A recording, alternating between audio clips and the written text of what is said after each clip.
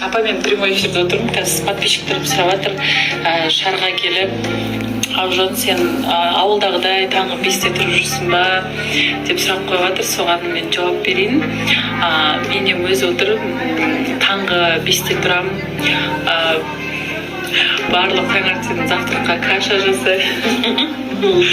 Таңертең завтракқа каша, короче, шведский стол жасаймын, да? Да. Неге өтірік па?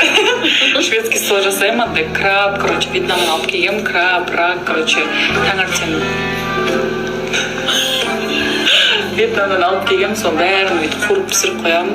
Сосын жұмысқа жүгіріп барып келем да, обедке, короче, первый, второй обязательно. Ушенька. Котлета жасаймын, сосын суп. Апалар бірінші суп ішеді, потом котлета жейді, потом мен едім бе.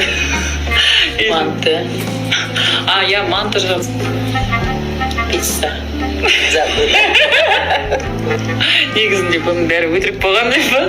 Мен мұнда қалаға келіп еркелеп жүрмін, сағат 9-10-да бірақ тұрамын. Сол сіздің көзқарасыңыз қандай, келін 9-10-да тұрып жұмысқа кетіп қалды? Хорошо. Бұл жерде негативный болмай өстік керек та, себебі шаар. Айда еш башқача болады. Айдағылар ерте тұрады. Сыраз жасыңар. Істелу уақыт үшін ұйқыз келеді да. Ұқтап қалады делейік. Кейін өзінің возрастыңа келгенде ерте тұрып. Солардың іште тұрып қаласыңар. Қыздар, сізге де осындай ата-ене бұйырсын де. Подписчигін сәлем. Салам, салам, салам.